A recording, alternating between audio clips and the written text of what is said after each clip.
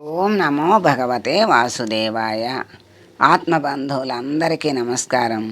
447వ నామం మహేజ్య. మహా ఇజ్య అంటే ఇప్పుడు ఇజ్య అంటే బాహ్యమైన కోరికల కోసం యజ్ఞం చేయటం అని చెప్పారు.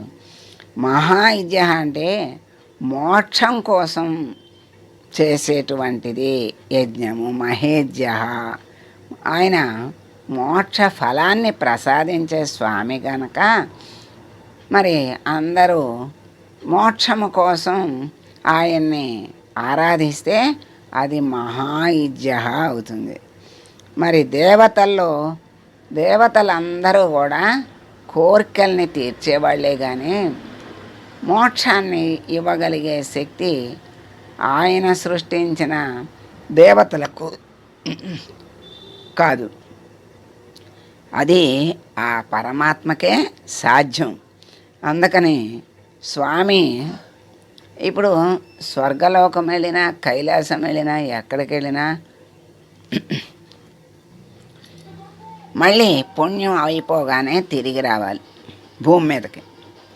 అదే పరమాత్మలోకి వెళ్ళిపోయినట్టయితే ఈ బంధాలు, మరి మోహాలు, రుణాలు, ఇవన్నీ ఏమి పాపాలు పుణ్యాలు ఏమీ లేని పరిస్థితి అయితేనే సరాసరి పరమాత్మలోకి వెళ్ళిపోతారు.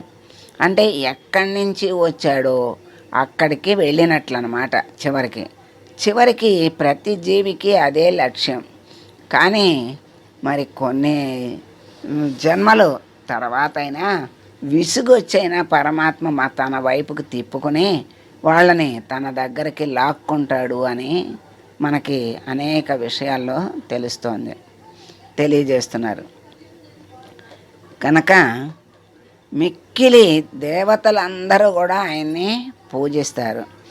మరి ఆ స్వామిని మహేజ్య అన్నారని శంకరాచార్యుల వారు చెప్పారు. దేవతలు పూజింపదగిన వాళ్ళే, కానీ దేవతలు మోక్షాన్ని ఇవ్వలేని మోక్షాన్ని స్వామి ఇస్తాడు గనక ఆయన్ని పూజించటంలో శ్రేష్ఠుడని, అంటే అందరికంటే శ్రేష్ఠుడు గనక ఆయన్ని పూజిస్తామని.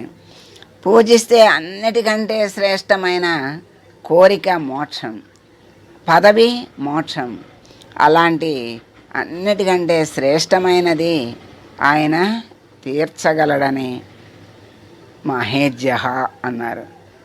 మరి ఈ మోక్షం రావాలి అంటే ఏం చేయాలి అంటే కోరిక లేకుండా పరమాత్మని ఆశ్రయించాలి. అంతా నీదే భారం అనాలి.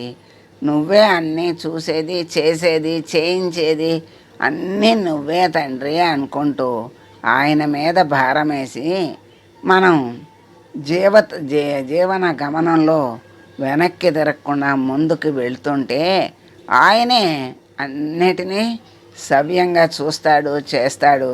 తర్వాత సరాసరి తనలోకి తీసుకుంటాడు. మరి అటువంటి అవకాశాన్ని పరమాత్మ మనకి జీవులందరికీ కూడా ఇచ్చాడు, చెప్పాడు కూడా ప్రత్యక్షంగా. పరమాత్మే మన అందరికీ కూడా అర్జునుడిని అడ్డం పెట్టుకుని చక్కగా మనందరికీ చెప్పాడు. నిష్కామంగా భగవద్గీత మొత్తం చెప్పిన బోధ ఏమిటి అంటే నిష్కామంగా కర్మని ఆచరించు, ధర్మబద్ధమైన కర్మను నిష్కామంగా ఆచరించు. నీ కోరికలన్నీ నేనే తీరుస్తాను, నీకు ఎప్పుడు ఏది ఇవ్వాలో నేనే ఇస్తాను, నిన్ను నేనే చూసుకుంటా, భారం నా మీద వేసేయి అన్నాడు. పిచ్చి వాళ్ళంలాగా ఆ భారాలన్నీ మన మీద వేసుకొని మొయ్యలేక బాధపడుతూ అవస్థలు పడుతూ మళ్ళీ స్వామి నా భారాన్ని దింపు అంటాం. కానీ మనం దింపి నా మీద పెట్టమంటే పెట్టకుండా దింపు అంటాం. ఎలా దింపుతాడు? అంటి పెట్టుకుని గట్టిగా పట్టుకుంటే ఆయన ఎలా దింపుతాడు? అందుకే ఒకసారి కృష్ణ పరమాత్మ అలా వెళ్తుంటే ఒక నూతి దగ్గర ఒక ఆమె ఈ కృష్ణ ఈ బింది ఈ కడవ నాకు నెత్తి మీదకి ఎత్తమంటే వినిపించుకోకుండా వెళ్ళిపోతాడు. వెళ్ళిపోయిన తర్వాత మళ్ళీ ఆవిడ వాళ్ళ ఇంటి దగ్గరకు వచ్చింది. ఆ కడవను దింపాలి. కృష్ణ దింపవా కడవ అంటే గబగబా దింపాడు. అదేంటి కృష్ణయ్య, నువ్వు ఇందాక అడిగితేనేమో ఎత్తలేదు, ఇప్పుడు గబగబా దింపేవంటే నేను అందరికీ బరువుల్ని ఎత్తేవాడిని కాదు అవ్వా, నేను బరువుల్ని దింపేవాడినే కానీ ఎత్తేవాడిని కాదు, అందుకని నేను ఎత్తలేదు. ఇప్పుడు దింపమన్నావు కదా, దింపేవాడిని కనుక నేను గబగబా దింపాను అంటాడంట.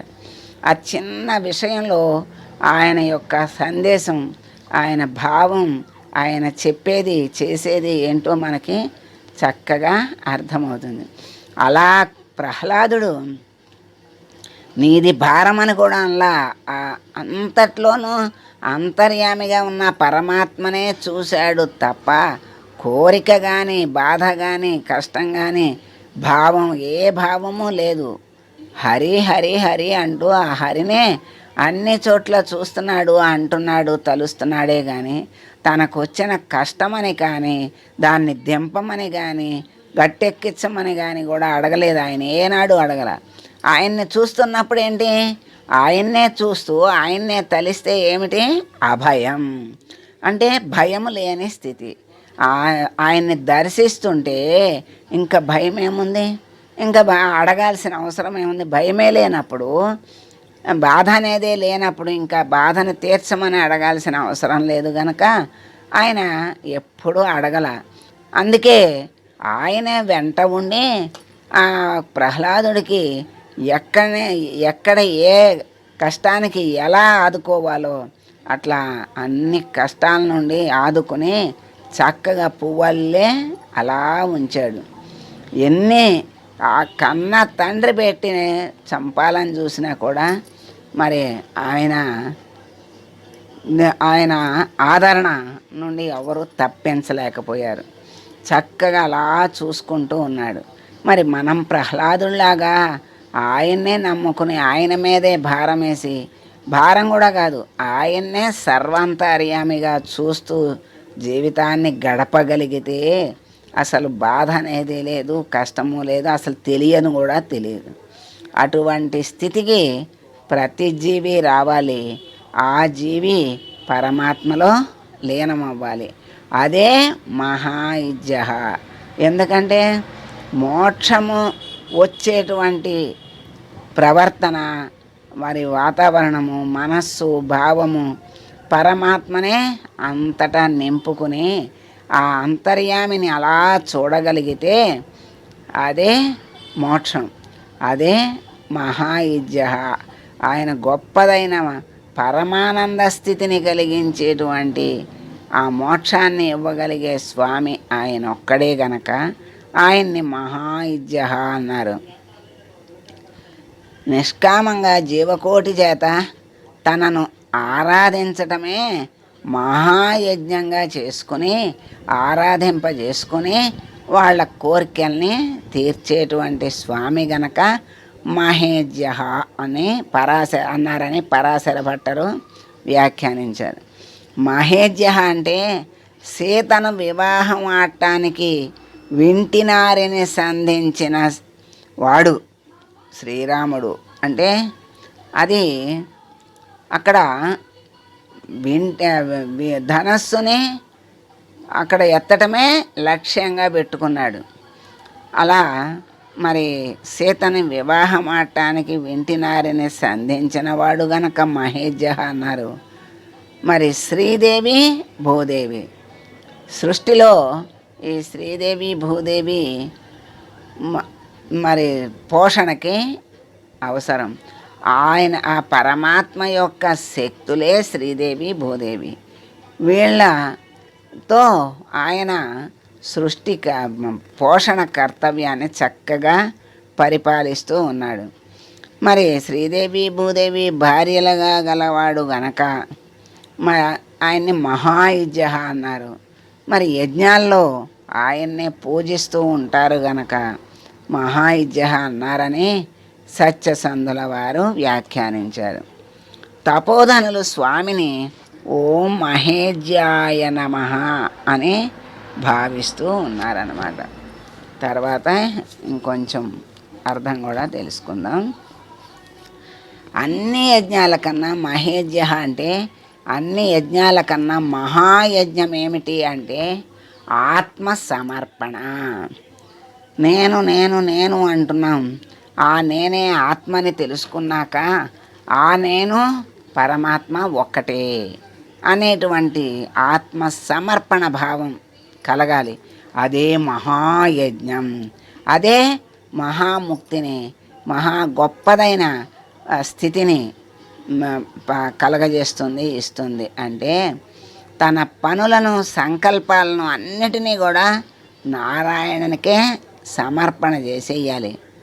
చేసే పని మరి వస్తువులేంటి, సూచనలు ఇచ్చేవాళ్ళేంటి, అన్నిటినీ కూడా పరమాత్మ